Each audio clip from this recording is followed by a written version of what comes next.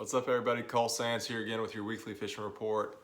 Sorry I missed y'all last week. I was out of town. I apologize for that, but I was gone for the week. The fishing report probably wouldn't have been all that great anyways. But been back in town for about a week. Been on the water a bunch. I actually had a guide trip this morning, and you know, I'm liking what I'm seeing. It is September 13th, 2021, and typically speaking, September is without a doubt the toughest month of the year on Chickamauga. And you know, I'd say that's definitely true. The bite has been tough, and a big reason is we've had a lot of weather move through here the past couple weeks. And what it's done, all the rain we've had, the water came way up, and this past week and a half, the water started to fall again.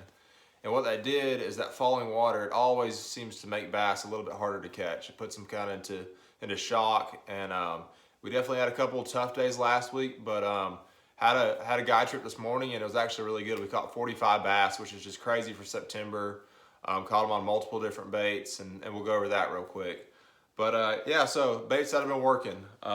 Last week I went out one day and I pretty much was trying to catch a giant, and I stuck with that big glide bait all day. That's a hardcore glide bait, very affordable glide bait. I think it's around the $35 or $40 mark.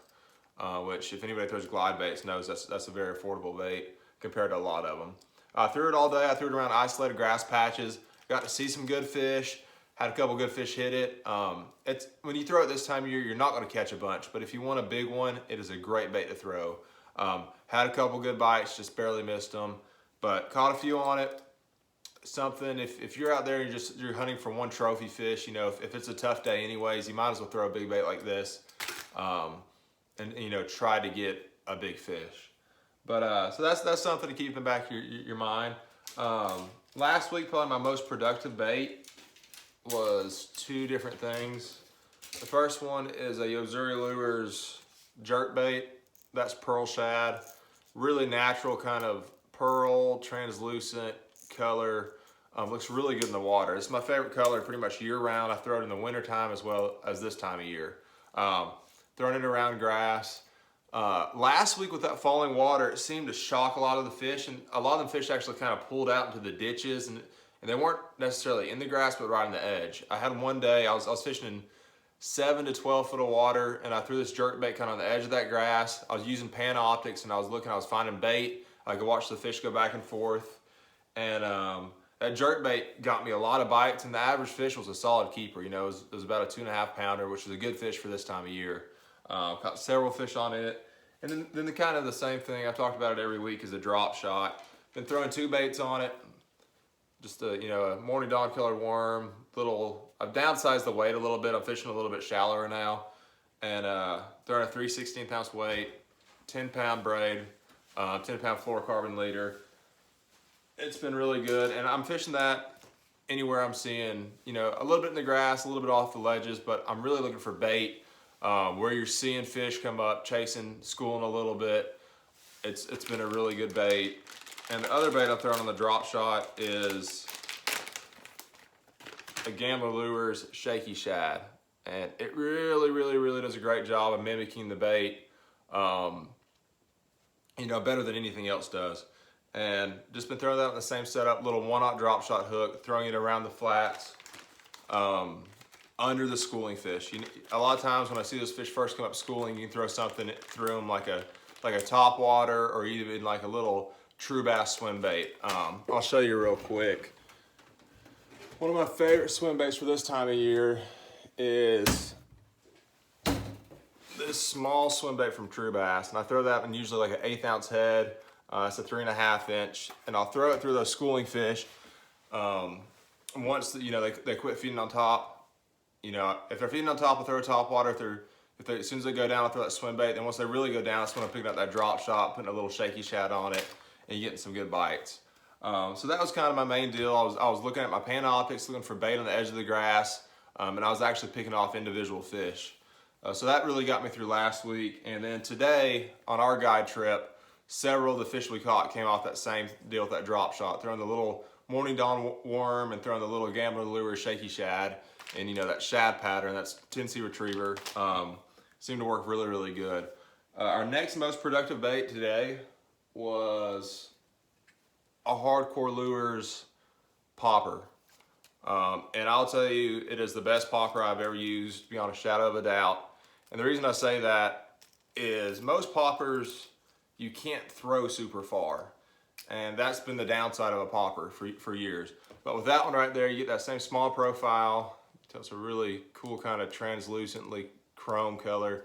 But you get that small profile, but you can launch it. So if you see them blowing up at the edge of grass, you can throw it a super long way and reach those fish. And that's something you really haven't been able to do in the past. But today we caught probably 20 fish on this bait right here. And all we were doing is we found a grass line about 7 to 10 foot of water. We saw some bait moving around a little bit, and you throw that popper up there and just kind of barely work it and let it sit. It's a super finesse presentation. It's something when there's not a lot of wind, you can still get a bite on top water, and they seem to really like it today. Another bait, and I've talked about it all week, or all my videos, not all week, but is the Yozuri Lures pencil popper. Can't say enough good things about it. It's my favorite pencil popper they make. They come in a lot of good colors. This one is kind of a chrome, translucent. Just depends on the weather. I'll throw a bone one too if it's cloudy, but that has been a staple for me this fall.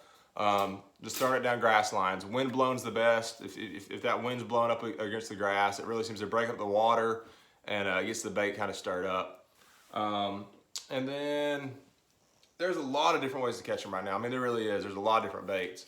I've been throwing a chatterbait some if the weather's kind of nasty in that submerged grass, that 5 to 10 foot of water. I've been throwing a chatterbait in a shad color. But also if it's kind of slick calm, I throw a swim jig in the same places you throw a chatterbait. And the reason I opt with a swim jig is because it's a little bit more finesse than a chatterbait. That chatterbait's got a big wobble. That swim jig's more of just kind of a finesse presentation. Been throwing like a shad color that's kind of translucent, a little translucent colored grub on the back. It's been a really good bait lately too.